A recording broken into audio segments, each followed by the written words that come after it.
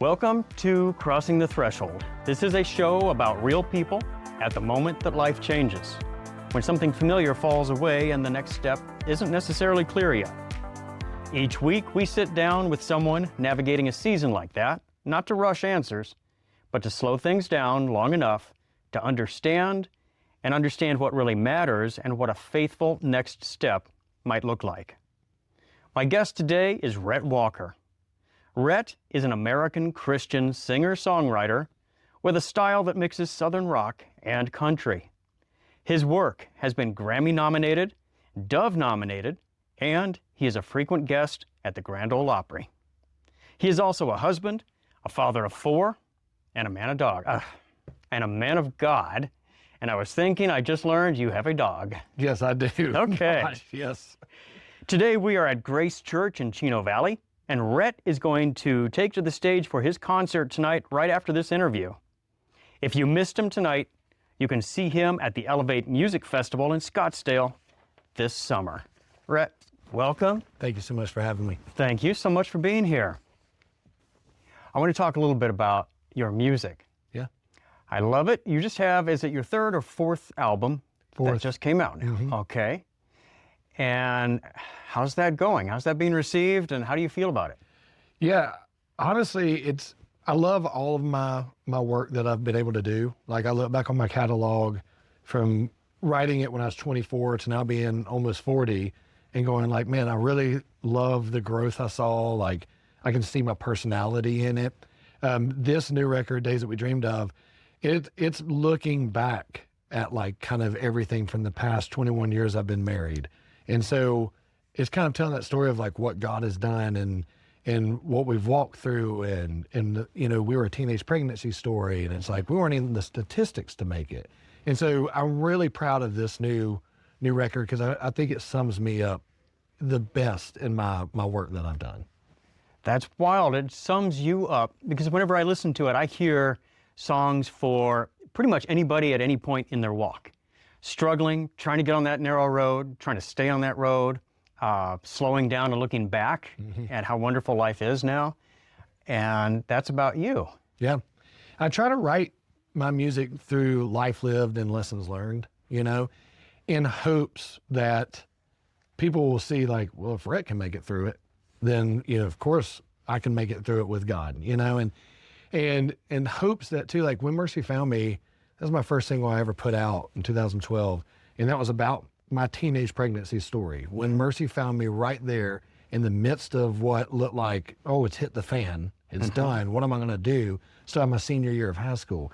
And as I wrote it and then I put it out, the messages I got were what you just said. It was like, I haven't gone through a teenage pregnancy, but I've gone through this, and that's when mercy found me. Yeah. And it's just a beautiful reminder that His grace is sufficient, but it's for everybody. And you're never too far gone. You just got to look to Jesus. You know? Amen. My favorite song off that album happens to be The Days That We Dreamed Of, that slow down, look around moment. And that's such a distance from someone who's really struggling right now. But it seems the human experience through life is we go back and forth. We don't just get on that perfect road and life is perfect all the time. Yeah. So it's wonderful to be grateful, to look back, be grateful for where we are when things are good. Whenever you built the album, how do you choose what songs to put on the album that express yourself? Kind of like what you just said. Like I want to paint a picture of reality, of what I'm going through, what I've seen, what I've lived, what I've done. Because a lot of times people will think, you know, I get saved and you get that foundation and life is hunky-dory. It was like you said, that's a small foundation when you start. And so I've got years of ministry and being saved that I get to look back on and go, man, even when I tried to mess it up, God didn't change. I as a human changed, or I messed up, or I got the phone call that someone got hurt or, you know, passed away or whatever it may be. Life changes because of the fall of man. Like we live in a fallen world. And so I try to paint that picture because, like you said, we play the Opry 16 times now. Yeah. So we're in a lot of spots. This past fall tour, we were in a lot of theaters and clubs. We're in a lot of spots where people that might never darken the door of a church are going to show up, you know, and And so I try to write songs in just, human language, the way I talk. My wife, I got a song called Somebody Say Amen. And my wife was like, that came out of, she going, you say amen a lot. And I just had said amen about a pork butt that I'd smoked for like 8 hours. And Why I saw not? it at the end and I was like, amen.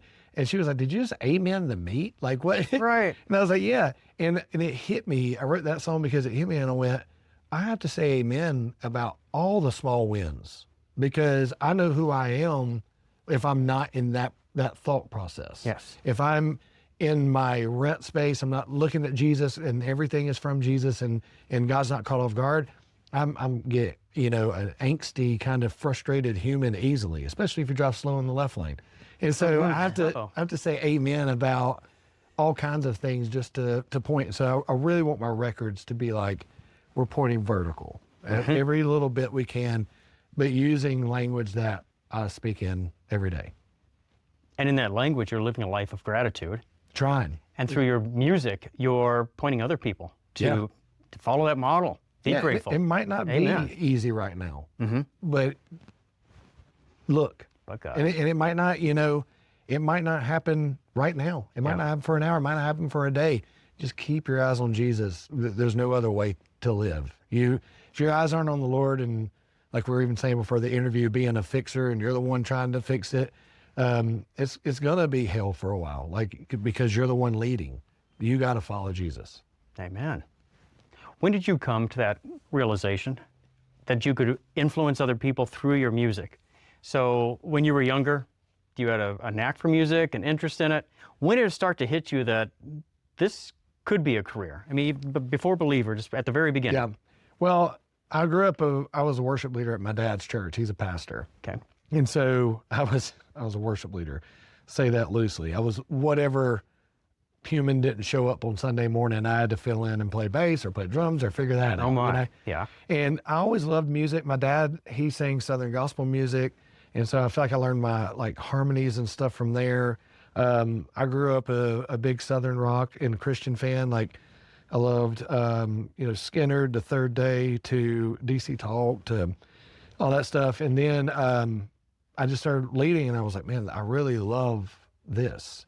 And then when I was 17 and got April pregnant, that's when I came to know the Lord other than just know scriptures I could recite. Or it was a heart thing of like, man, God has really set a platform for me that I've tried to mess up over and over. Yeah. And I started leading worship through that lens and through that heart and passion. And I started realizing the power of music, a universal language. So, man, I could go anywhere with this if the Lord sees fit. And so, teenage pregnancy, thought, oh crap, well, got to get a job, and then ended up moving to North Carolina, and then was leading worship. And my mom, and I really wanted to do music full time. And my mom said, she goes, if you wanted to be a surfer, you would live by the ocean. She's like, if you want to be an artist, maybe you should go to Nashville. And so me and my wife and two littles at that time picked up, moved to Nashville. And 2 years later, I signed a record deal and off we went. Wow. Yeah. That's fast. And we just prayed, God, whatever door you open, we will be faithful to go through it. And so he opened one to come here to Arizona today. So, but whenever you got that first record deal, did you see that as just now getting paid as work or as ministry? It's always been ministry. Okay. And don't get it twisted. I'm not that great of a Christian that I would say that. Like, it is ministry from my heart. I know it has to pay my bills. Yeah. Because I got 4 kids. Beef Ronnie is expensive right now. And so, we definitely pick and choose like, hey, financially, this is smart for us to go do this tour or go do this thing. Okay. But the reason I leave my wife and kids at home when they're not on the road with me is we feel like they're sending me off and I'm going off into the ministry field going, you guys pay my bills, but this is on purpose. When I say the same thing, if you're a plumber, that can still be your ministry, even though it pays your bills. I think it's more of the heart focus behind it. This takes you away from home per year. How many days a year are you on the road? Yeah, I don't know. I mean, 100 and something days. But, thankfully my wife and my kids get on the bus with me and go. And I love that too, because two of my kids, my oldest, they play and sing guitar with me. And then the two littles find themselves on stage somehow. They're going to dance on or do something. But them getting to see, your kids getting to see you worship, your hands raised, your kids getting to see you lead by example of like, yeah, we're tired. This is the 20th day of tour. Like everybody's tired, you know? Them getting to see you fight through it and go, yeah, but this is what I'm called to do, and I got to go do it. And if God has called me to do this, then I will have the strength to do it, you know? And like, I got an early flight in the morning, and I don't like early mornings, but the sleep I get tonight, and sometimes I get that way where I'm like, I'm not gonna get back to the hotel till late, then I got to get up early. My wife has been the one to point, like, the amount of sleep you need, God will give you. So just wake up and go. I love that. And so we have to live that life my family does. We have to live that way of like, okay, yeah, this is hard, but we can do it. Yeah, this is scary, but we can do it, you know? And just, I can't point people back to God enough, because I know who I am without it, and how easily I can just screw up a situation. Yes. So, amen to that. I think it's wonderful that you're at a point now, your kids are at a point now that you can bring them with you and get a little stage time. And the example you illustrated there, where you're showing them a bunch of things at once: work ethic, your ministry, trusting God with it all, trusting God with getting enough sleep. What a time. What a time. it's fun. Whenever you're at home and you're not touring, what is that like? What's a typical week at home like for you? Oh, I'm a busybody, so it's hard for me to just like sit. And my wife tells me to do that all the time. She's like, hey, just sit for a little bit, just chill. You don't have to do. But I like to tinker. And so I grill a lot. And I love smoking meats, you know, just tinkering around. I just love being outside. So if you're at my house or around me, I will be on my back porch. I'd rather watch TV out there for watching TV. I'll read out there, you know, scroll Instagram, whatever, or play with the kids. Right now, the neighborhood is building like this massive fort in a green space, all the kids.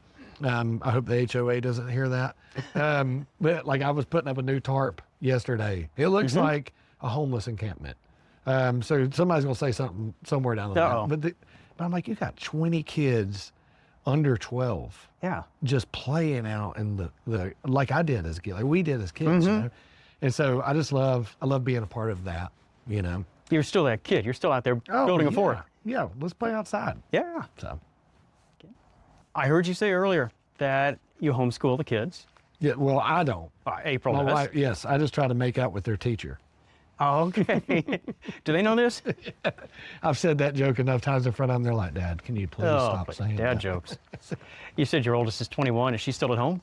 She is. So she just got back she was a part of the Disney college program down in Orlando. So she did that for a while.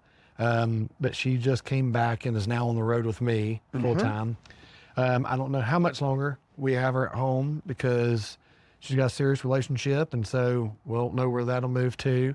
My 18-year-old, he's at home, and he is on the road full time with me playing guitar until some other band that's way cooler than his dad takes him from me.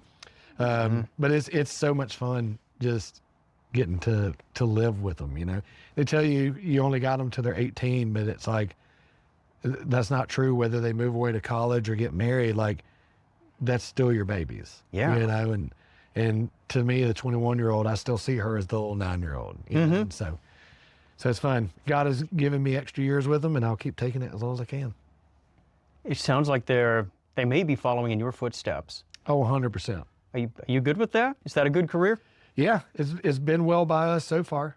You know, and it wouldn't surprise me if Riley and Jet leave and go make their own band. They play music in their room together all the time, and she's writing a bunch of her own new material she's wanting to put out. So I don't care what they do, as long as they're passionate about it, and as long as they have prayed for it. And if the Lord opens the door for them, I hope the best, that they run and enjoy it. Life's too short to not. Amen. Every day is precious.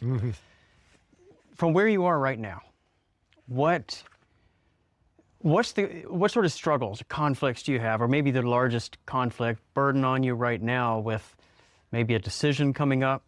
What's going on? Yeah, I think being January, this is planning season. Like we got a brand new tour in the spring. We got a fall tour. We got summer festivals, like you said, Elevate and all that stuff.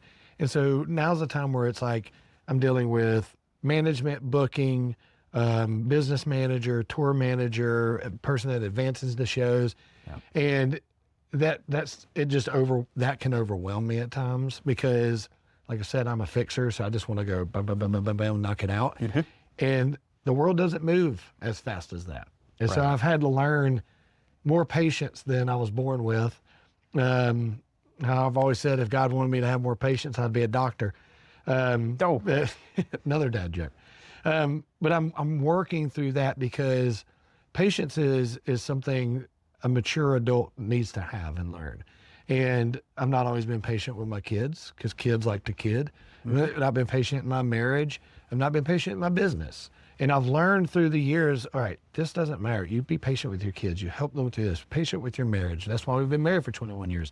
And so I'm learning that at a higher level in business than we've ever been in. We've never toured the way we're touring now. There's a lot of moving parts. And so my pastor told me that, a couple Sundays ago, he was like, this might be the first time you're dealing with something, but this ain't God's first time. He already knew this was going to happen. He knew this was coming. So do you really trust him to follow through? You're doing the work you're supposed to do. It's just not happening as fast as you want it to. So I'm just learning that through it all. You're talking about patience. And patience is a fruit of the Spirit. It's also a choice. To live it, you have to give something else up. You wanted that control. You wanted to make things happen. What are you giving up? What's the hardest part to give up to actually have and display that patience? Control over the situation. I think too, like being a dad since I was 17, I had to control every situation. Like, I was out of high school before my senior year. Yeah. Like, I was having to go work. I had to pay for diapers. So I've had to control the narrative in the world and talk people into giving me a big boy job when I was only 17 because I needed the money, And so I think, getting to the point where it's like, I've got so much on my plate. There's a lot of people working for me that are really good at what they do, and to give up control and trust through that. And so I think just learning that, or not learning that, but getting better at applying that more often than not. Mm-hmm. Because never once has anything really been in my control. And you might have the illusion of that, but nothing's in my control. It's like you said, life changes every day. You don't know what tomorrow holds. Yeah. So you have to, like I've said the entire interview, that you have to constantly go, I'm not in control. I trust that he is. He's given me great people to work with. He's given me a great family. Then, Lord, I give it to you. And you have to do that with your entire life. Every day. Yeah. Count your cross. Good Lord, I give you this day. Mm-hmm. So I'm learning to get better at that. Does that grow your faith? Does that make it easier to trust God as you practice that? Yeah, and it really feels good when you do it right. Because I'm like, I didn't worry through this. Yes. I didn't come up with a fake worry for no reason. And so, and it's a constant reminder for me, I'll be, brushing my teeth and see myself in the mirror and I'm like, I've been stressing about this all day and I have yet to stop and pray. I ain't even talked to God about this. What am I doing? Rhett's trying to fix it. Mm-hmm. God needs to fix it. Mm-hmm. And he will if that's the way it's supposed to be. So it's grown my faith tremendously and happiness, and less anxiety, just going, God, I give you this day. Mm-hmm. And I've tried to do that even about like saying amen too much, even dumb things. Like, Lord, I pray over this dinner before we cook it, that it'll be a great, fruitful, fun time as we sit as a family around the table. Yeah. Like even the small things, God is happy to talk with his children about. Amen. What would you like to have Prescott pray for you about? That I never say Prescott in front of a Prescott crowd ever again. Woo! Because they let me know that is not how it's said. No, hey, just prayer of our year. Me and my family, we're going out on mission this year to not just play shows, but we want these tours to be nights that can stir up a revival. Like, I get to come to Prescott. I love the people of Prescott. It's always fun. Y'all are great people. But I pray that tonight, even, like, it's not a night where we just sing some songs. Everybody's happy and we go home. Man, I pray that each night will stir up some type of revival in these people and go, hey, you don't have to stop at the end on my last song. Keep that thing going, man. Go tell people about Jesus. We sit in this building as people that know where hope comes from and peace comes from and love comes from, but we want to gatekeep that. There's a lot of people looking for that out there. We know where it comes from. So just pray that for our family as we go out on mission this year, that God will have us in the right spot, saying the right thing at the right time for people to come to know him. He does. He will. Yeah. Amen. Thank you, Rhett. Yes, sir. Awesome talking with you. Yes, thank you, brother. God bless you. You too.